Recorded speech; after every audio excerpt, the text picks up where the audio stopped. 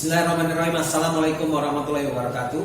Saya Rizwan Aradia, NIDN 0231076902, dosen Fakultas Keguruan Ilmu Pendidikan pada program studi pendidikan akuntansi Universitas Negeri Palembang. Saya mengajar beberapa mata kuliah. Salah satunya saya fokuskan pada mata kuliah Manajemen dan Kepemimpinan. Kode mata kuliah MKUP 241 semester genap 2021-2022. Bobot SKS 2 SKS pada kelas 4K. Pelaksanaan mata kuliah ini pada hari Kamis dimulai pada pukul 11.30 sampai 13.30 WIB. Pada awal perkuliahan saya akan menyampaikan 1 silabus, 2 rencana pembelajaran semester, dan 3 sumber belajar. Pada mata kuliah Manajemen dan Kepemimpinan saya menggunakan DIA sebagai tahap dalam proses pembelajaran. Adapun 3 tahap tersebut adalah sebagai berikut: 1. Delivery, 2. Interaction, dan 3. Assessment. Adapun tahap delivery meliputi 1. Sumber belajar, 2. Deskripsi mata kuliah Manajemen Kepemimpinan, 3. Kemampuan yang diharapkan dari mahasiswa, kemudian 4. Menjelaskan materi pada mata kuliah Manajemen dan Kepemimpinan. Sumber belajar pertama adalah buku antara lain: 1. Manajemen oleh James F. Stoner, 2.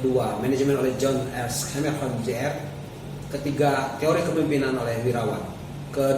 Jurnal, 3. Google. Deskripsi mata kuliah. Mata kuliah ini memberikan pengetahuan dan pemahaman konsep dasar manajemen, manajer dalam kegiatan manajemen, perkembangan ilmu manajemen, lingkungan dan budaya organisasi, tanggung jawab sosial dan etika manajemen, serta fungsi-fungsi manajemen dan kepemimpinan.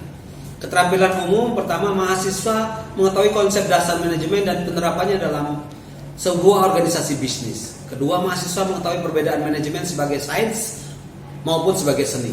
3. Mengetahui tipe-tipe manajemen secara hierarkis beserta keahlian manajerial yang diperlukan untuk setiap hierarkis tersebut.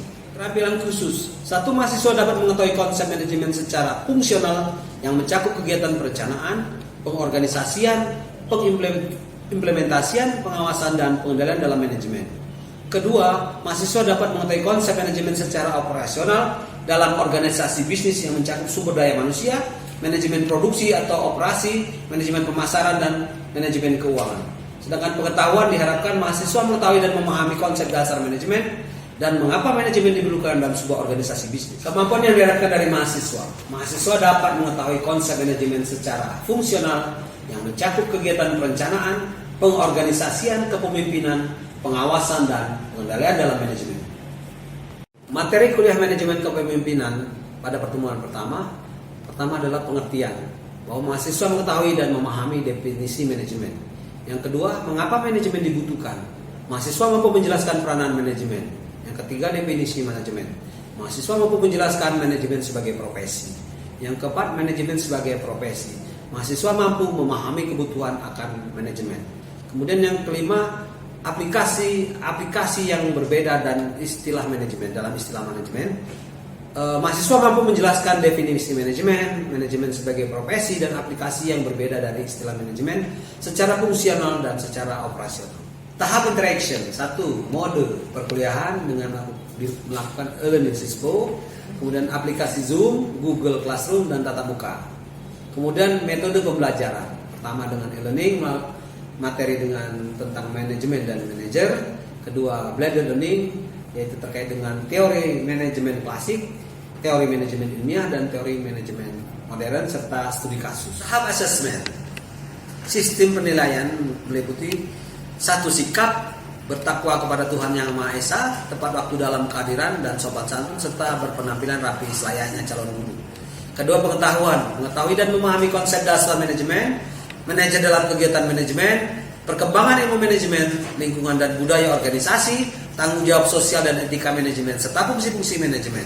Yang ketiga adalah keterampilan, mampu memanfaatkan semua sumber daya yang ada untuk mengaplikasikan ilmu yang sudah didapatkan yang berorientasi pada kecakapan hidup, mampu menyelesaikan masalah dan keaktifan baik sebelum maupun sesudah proses pembelajaran, serta keterampilan dan bekal ilmu manajemen yang berguna sebagai pendukung dalam menganalisis permasalahan-permasalahan yang berkaitan dengan pembangunan ekonomi. Sistem penilaian sesuai dengan aturan akademik yang berlaku di Universitas Negeri Palembang.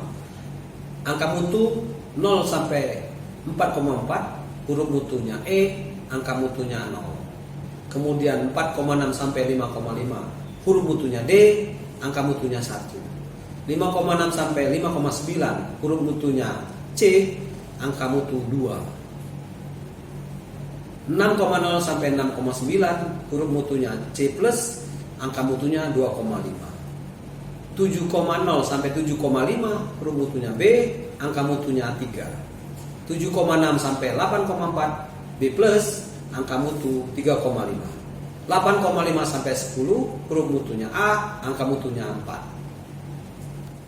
Pada proses pembelajaran kali ini, mata kuliah manajemen dan kepemimpinan pada pertemuan ketiga, yaitu materi perkembangan teori manajemen dengan metode pembelajaran blended learning. Pertemuan ini saya lakukan dengan proses belajar mengajar yang dilakukan secara tatap muka. Assalamualaikum. Selamat siang. Jumpa lagi dengan Pak ya. Hari ini kita kuliah seperti biasa. Pak berharap semuanya bisa berjalan seperti yang kita harapkan, karena materi-materi yang sudah Pak ajarkan mungkin akan sedikit kita ulas untuk review ya, beberapa hal yang terkait dengan bahan-bahan yang sudah Pak siapkan ya. Mudah-mudahan kali ini kita bisa banyak membahas tentang segala hal terkait dengan materi yang sudah Pak bagikan sebelumnya ya. Misalnya pada pertemuan ke satu misalnya ya, bahwa apa yang sudah Pak sampaikan tempo hari misalnya terkait dengan pengertian manajemen, kemudian mengapa manajemen dibutuhkan, kemudian definisi manajemen ya, kemudian manajemen sebagai profesi, kemudian aplikasi-aplikasi yang berbeda dari istilah-istilah manajemen ya. Mungkin Pak akan sedikit mereview ya apa yang sudah Pak berikan di pertemuan awal. Coba siapa yang tahu bahwa apa itu fungsi manajemen? Silakan. Fungsi manajemen merupakan berbagai kegiatan yang dilakukan dalam manajemen. Fungsi manajemen terdiri atas dari planning, perencanaan, yang kedua perorganisasian, yang ketiga activating, pergerakan, dan yang keempat controlling atau pengawasan, Pak. Itu di awal kita sudah berusaha bagaimana memberikan pemahaman terkait dengan pengertian manajemen ya, terkait misalnya dengan fungsi manajemen. Kemudian bagaimana peran seorang manajer ya. Teman kedua membahas tentang manajemen dan manajer. Jadi di manajemen itu ada seorang yang berperan dalam mengendalikan perusahaan atau bisnis ya.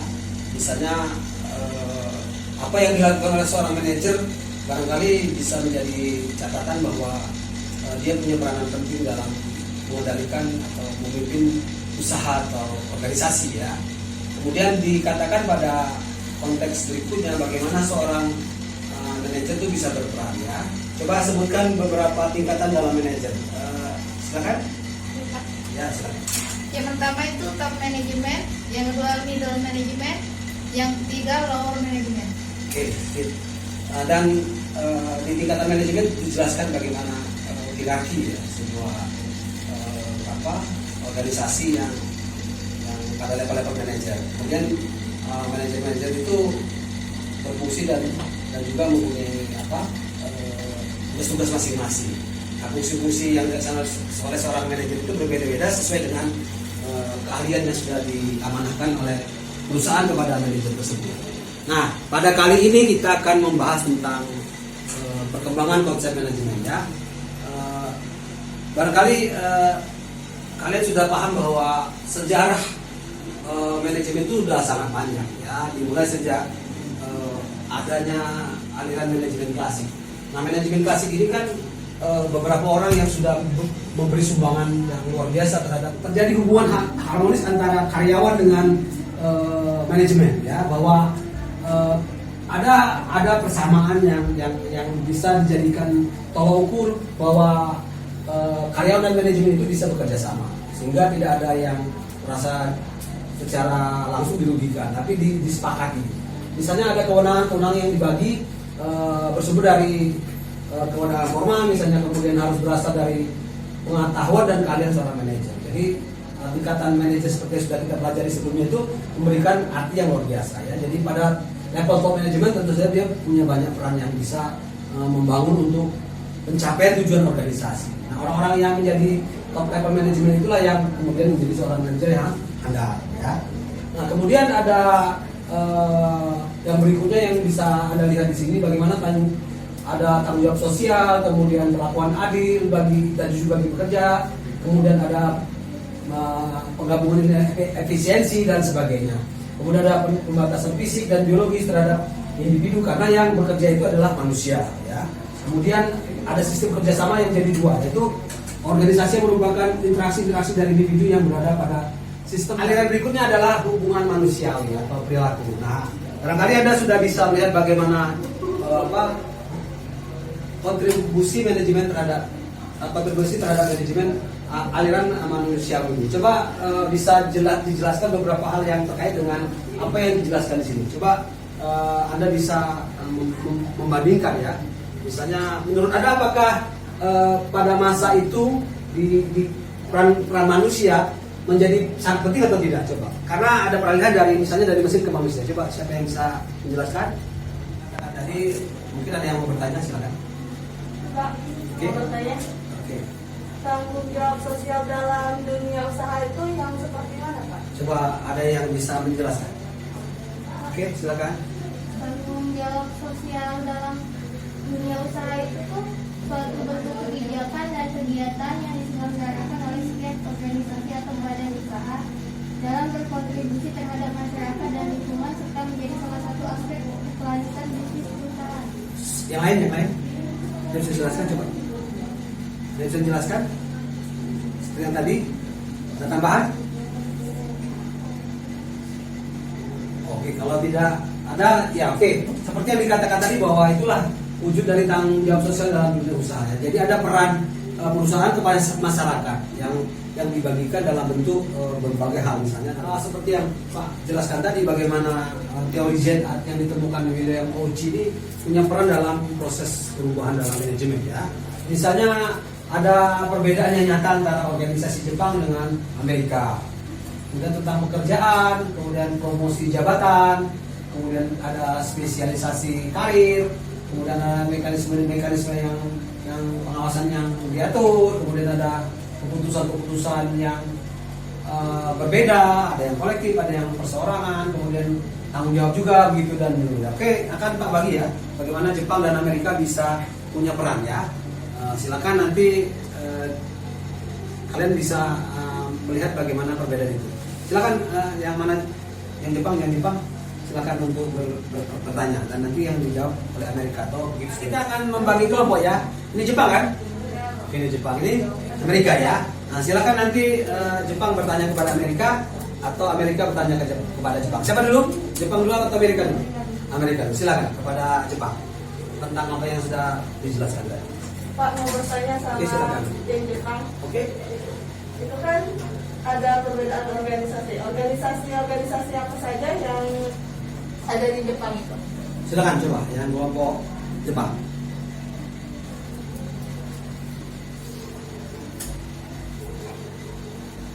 Oke, silakan. Yang pertama, organisasi masa kerja seumur hidup. Oke. Yang kedua, evaluasi dan promosi yang lambat. Ya. Yang ketiga, jalur karir yang tidak terspesialisasi. Yang keempat, mekanisme kontrol yang implisit. Yang kelima, pengambilan keputusan secara kolektif. Yang keenam, tanggung jawab kolektif. Yang ketujuh, keprihatinan keseluruhan berdasarkan pengamatan. Jelas bahwa karyawan perusahaan informasi sangat beragam dalam cara mereka bereaksi terhadap dan perilaku mereka tentang kerja. Nah, itu luar biasanya Jepang ya. Sekarang yang kedua. Silakan. Oke, silakan. Di organisasi Jepang itu kan ada tanggung jawab kolektif. Oke, tanggung jawab kolektif. Nah, maksud dari tanggung jawab kolektif itu yang bagaimana? Oke, silakan kelompok Jepang. Siapa jawab? Bisa? Tanggung jawab kolektif seperti yang dikatakan dalam pemahaman yang sudah dijelaskan oleh Amerika. Seperti apa? Bagaimana bisa menjelaskan bahwa tanggung jawab kolektif itu seperti sesuatu yang mempunyai ciri khas di Jepang. Oke, silakan. Siapa yang mau menanggapi? Oke, tadi kita sudah membahas tentang bagaimana Jepang punya peran dalam menurut teori Uelamauchi ya. Nah, sekarang giliran Amerika. Coba silakan. Itulah tadi bahan yang sudah Pak siapkan untuk kalian ya. Pada pertemuan yang ketiga ini bagaimana perkembangan teori manajemen yang luar biasa. Oke, siapa yang bisa menyimpulkan? Saya Pak. Silakan. Terima kasih Pak. Hari ini kita mempelajari tentang perkembangan konsep manajemen. Ya. Ada 6 materi yang kita pelajari tadi, yaitu aliran manajemen klasik, aliran teori organisasi klasik, periode peralihan, aliran manusiawi atau perilaku, teori Z yang dikemukakan William Ochi, dan yang terakhir aliran manajemen modern. Nah, itulah kesimpulan dari apa yang sudah kita pelajari hari ini ya. Sesuatu yang mungkin tidak pernah kalian rasakan bagaimana pengaruh teori-teori manajemen yang dilakukan oleh orang-orang yang sudah bekerja. Nah, pada sesi ini saya ingin memberikan tugas untuk kalian ya. Tadi sudah mempelajari tentang perkembangan teori manajemen ya. Coba lihat pada studi kasus yang Pak ingin tahu dari pandangan kalian. Bagaimana peran perkembangan teori manajemen itu berperan dalam perusahaan Coca-Cola. Anda tahu bahwa Coca-Cola itu sudah sangat lama ya berdiri ya. Sehingga kita masih bisa merasakan aroma dan rasa dari minuman itu. Padahal itu sudah sangat lama. Nah, itu kan tentu saja kalian bisa melihat bagaimana perkembangan ketika di tempat asalnya di Amerika sampai ke tempat kita. Itu kan luar biasa ya. Pasti dia menganut teori manajemen seperti kita katakan tadi ya, perkembangannya luar biasa. Nah, silakan nanti menjadi bahan tugas individu untuk kita diskusikan minggu depan supaya apa yang sudah kalian pelajari tadi bisa memberikan manfaat untuk pemahaman atau pengayaan kepada kalian dalam rangka menjelaskan bahwa teori-teori manajemen yang sudah kalian pelajari itu bisa diaplikasikan dalam bentuk studi kasus yang memang betul-betul ada di depan mata kita, atau pada perusahaan-perusahaan yang memang perusahaan yang sedang berkembang pesat misalnya, atau perusahaan-perusahaan yang sedang mengalami proses kolab, atau perusahaan-perusahaan yang memang sedang berusaha untuk berubah ya. Itu Pak beri kasih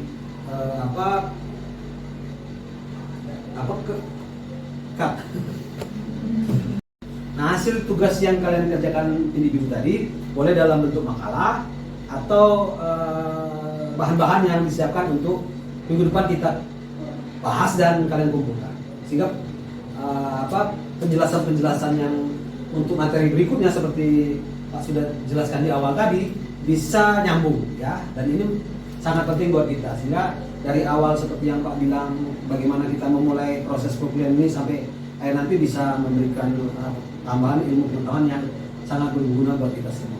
Mungkin itu dulu yang bisa Pak sampaikan pada pertemuan ketiga hari ini. Mudah-mudahan apa yang sudah menjadi bahasan kita memberikan tambahan ilmu pengetahuan dan pemahaman yang luar biasa. Bagaimana proses atau perkembangan ilmu manajemen itu mempunyai peran yang luar biasa untuk masa depan kehidupan kita di kemudian hari. Terima kasih atas perhatiannya. Saya ucapkan wabillahi taufiq wal hidayah. Wassalamualaikum warahmatullahi wabarakatuh. Waalaikumsalam warahmatullahi wabarakatuh. Demikianlah proses pembelajaran yang dilakukan pada mata kuliah manajemen kepemimpinan, materi perkembangan konsep manajemen sebagai pernyataan diri dosen untuk Tridharma Perguruan Tinggi.